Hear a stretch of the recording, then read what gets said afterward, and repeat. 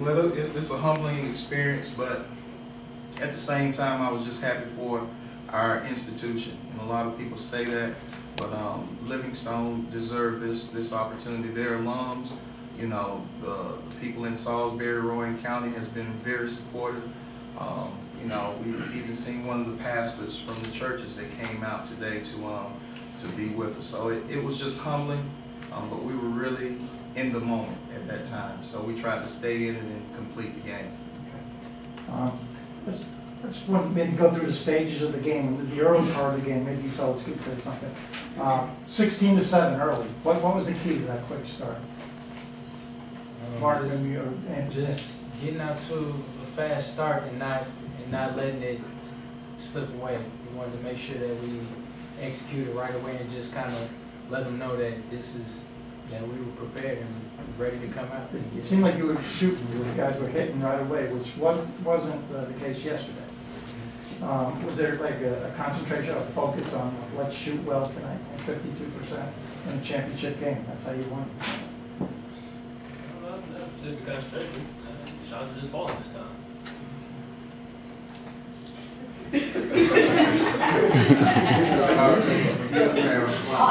My question is for Mark. I want you to talk about your leadership of the team and thinking about last year where you got the team and falling short, but this year actually coming up victorious. All that comes from mostly coaches getting on me about being a vocal leader. Usually I try to lead by example, but they want me to be a more vocal leader. That's what I'm trying to do this year, and we're here.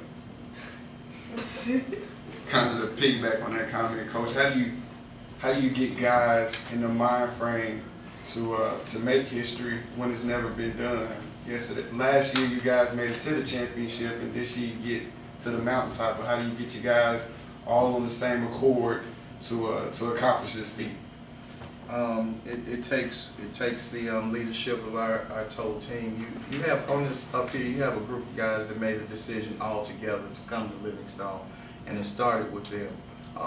You know, and once they made a commitment, and everybody else piggybacked off of it. With Tyler Johnson from last year, they followed his lead. Eladio Espinoza, those people.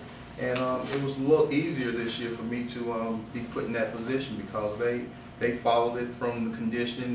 We had to pull them, kicking and fighting, trying to get through the conditioning, but they stayed the course and they did what was expected of them.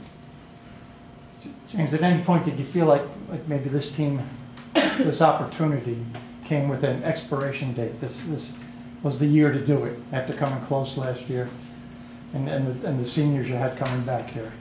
Was this a little bit like now or never, let's do it now? Or?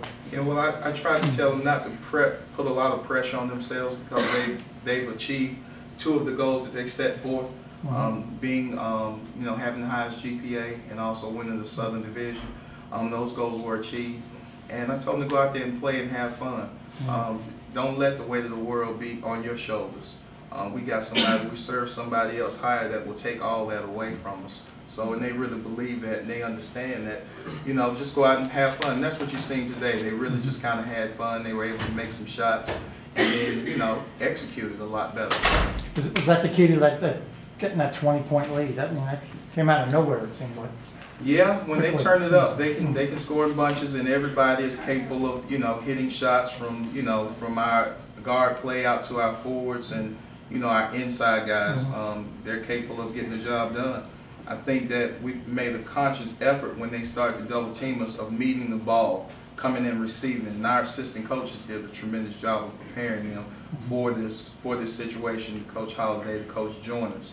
So they did a great job of preparing them to come and meet the pass, and we got some easy layups when they started to overplay, and one run led to the next. Okay, Jody, I just want to ask you, when this other team made this great rally and came back, what did 58-51 feel like to you? I mean, Coach told us it was going to be a game of runs, and when they made their run, we just wanted to make it as short as possible. So when it came 58-51, we tried to make sure we put a stop. Still 6.5 minutes left too. I mean, it's still enough time for them to. What did you have to adjust? What did you have to change at that point? We ain't had to change too much. Just stick with the game plan, play more deep, lock up, and just stop their run. All right.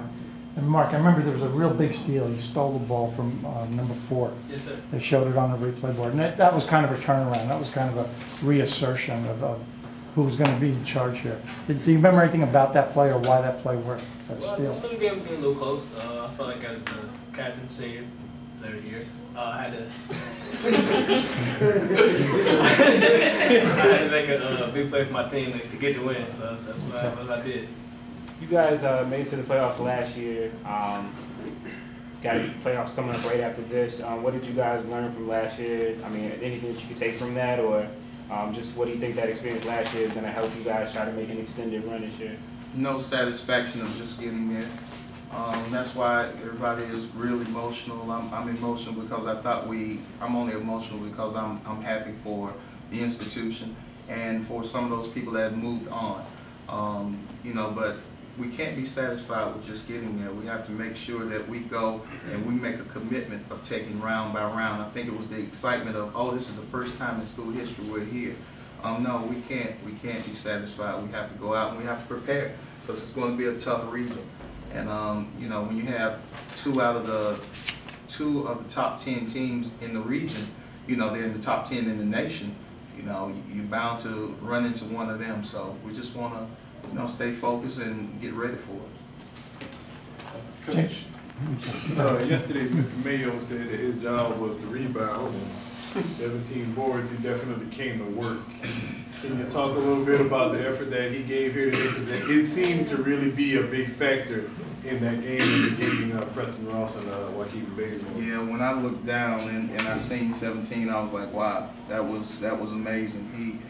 He definitely is, you know, goes after the board. They talk about no ring, no rebound, no ring, something that they made up. But, no defense, no ring, no rebound. So he did a great job of rebounding the basketball for us. But a lot of times we started to feel like everybody else, we kind of depend on him and some of our other bigs to rebound, and that's why AJ and Jody and them are able to take off. But he took it personal today, and he rebounded with 2 hands, and he got outlets, and that was very big for us. That was very big for us. Coach, up next is regional play. In from your perspective, how does tournament conference play differ from regional play? You know, of course, competition aside from competition. Well, CIAA is one of the best conferences in America. We all know that the preparation that we had from going against the Winston-Salem, the St. Aug's, the JCSUs, you know, the Buoys, I think will prepare us. In regional play, it's a different brand of basketball, more physical, more attack inside out. Even with the change of the rules of hand checking, we're expecting them to do a few different things. When you go to the West Virginia Conference, they shoot the basketball a lot. When you go to the PSAC, the Pennsylvania Conference, they have a lot of bigs and they pound it inside and try to wear you down. So we have to be ready for both, you know, courses. And we have to be ready to go out and do what we're capable of doing and executing.